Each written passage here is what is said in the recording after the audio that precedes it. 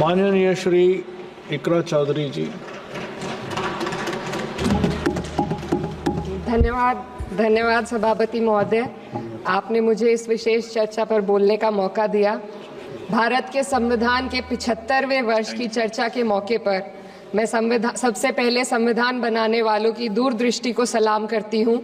एक युवा सांसद के तौर पर मैं अपनी उम्मीदों को संविधान के साथ जोड़कर खास तौर पर ये बताना चाहती हूँ कि आज हमारे देश में पिछड़े, दलित, अल्पसंख्यक समुदाय को किस तरह अपने संवैधानिक अधिकारों और आज़ादियों की हिफाजत के लिए हर रोज मुश्किलों का सामना करना पड़ रहा है। Doctor B.R. अम्बेडकर के कथन से अपनी बात रखना चाहती हूँ।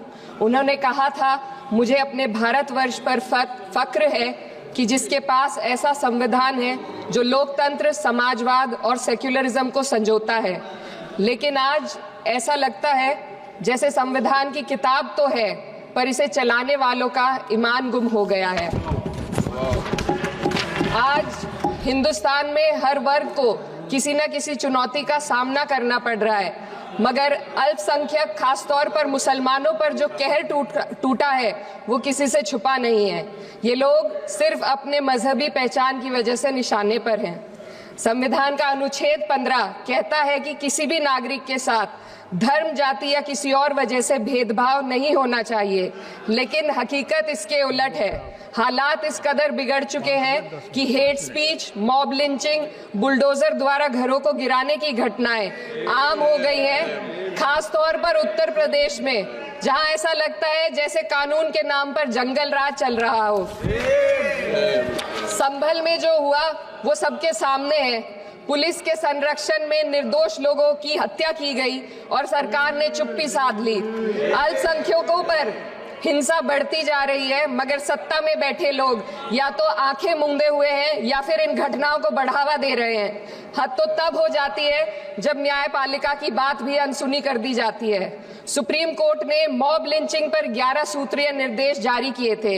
इसमें साफ कहा गया था कि राज्य सरकारें और पुलिस इस तरह की घटनाओं को रोकने और दोषियों पर सख्त कार्रवाई करने के लिए जिम्मेदार है, लेकिन आज भी इन निर्देशों पर अमल नहीं हो रहा है।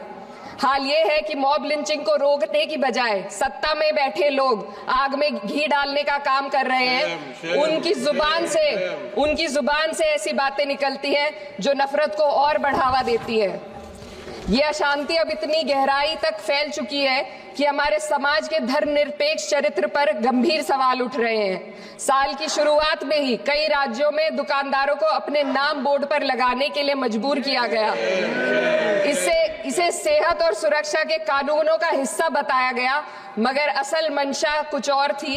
ये कदम खास तौर पर मुसलमान दुकानदारों को निशाना बनाकर उठाया गया ताकि उनकी रोजी रोटी पर चोट की जाए। पिछले हफ्ते मुरादाबाद में एक मुस्लिम डॉक्टर को हिंदू बहुल्य मोहल्ले में घर खरीदने पर विरोध झेलना पड़ा। वजह बताई गई कि इससे मोहल्ले की सामाजिक शांति बिगड़ जाएगी। अब आप ही बताइए, क्या ये वजह सही है, जायज है?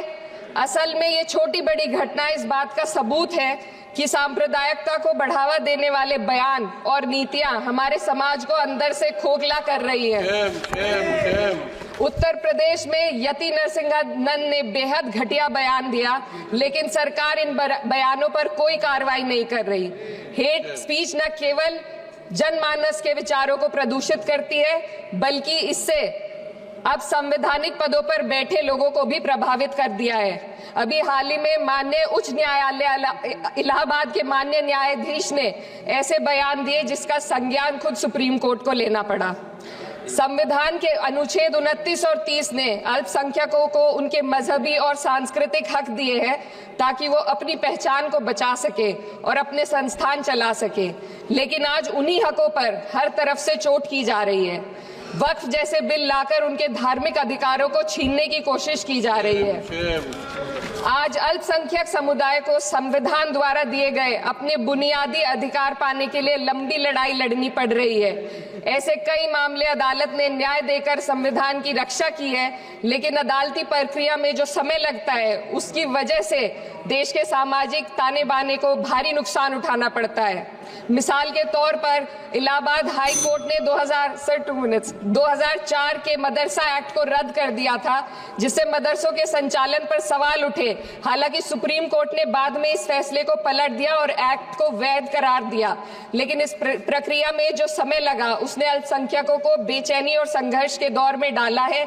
इसी कड़ी में प्लेसेस ऑफ वर्शिप एक्ट 91 भी आता है और कई अन्य अधिकार, उन्हें भी इसी तरह अदालती लड़ाइयों में उलझाया जा रहा है। ये स्थिति न केवल अल्पसंख्यकों के अधिकारों की राह में रुकावट है, बल्कि justice delayed is justice denied जैसी कहावत को सिद्ध करती है।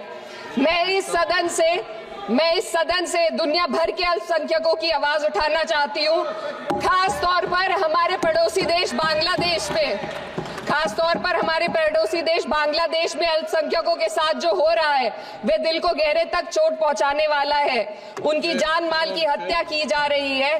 बांग्लादेश हो या हिंदुस्तान हो या कोई और देश, अल्पसंख्यकों की सुरक्षा, इज्जत और अधिकारों की हिफाजत हर सरकार की सबसे पहली जिम्मेदारी होनी चाहिए। मैं इस सदन से अपने देश के अल्पसंख्यकों के साथ बांग्लादेश के पीड़ित अल्पसंख्यकों की आवाज को एक साथ उठाना चाहती हूँ। ये वक्त की पुकार है कि हम सब मिलकर ये सुनिश्चित करें कि किसी भी इंसान को उसकी पहचान या मजहब के कारण डरकर जीने पर मजबूर ना होना पड़े। जहाँ हक छीने जाते हैं वहाँ अमन खो जाता है। ये बात हर सरकार को समझनी चाहिए। अगर हम सच में अपने संविधान का सम्मान करना चाहते हैं तो हमें नफरत और भेदभाव को खत्म करना होगा। हमें ये दिखाना होगा कि ये मुल्क हर वर्ग, हर जाति, हर धर्म और हर समुदाय का है, और जब तक ऐसा नहीं होगा तब तक संविधान की आत्मा सिसकती रहेगी। सर, अपनी बात को खत्म करते हुए मैं एक शेर अर्ज करना चाहती हूँ। ये दाग दाग उजाला, ये शब गजीदा शहर, वो इंतजार था जिसका, ये वो शहर तो नहीं। लेकिन अगर इस सदन में बैठे हम सभी सदस्य ये ठान ले कि हमें संविधान के मूल्यों को लागू करना है और उसे लागू करने का प्रयास करें, तो वह सुबह जरूर आएगी जिसके लिए लाखों भारतवासियों ने अपने जानों की कुर्बानी दी थी।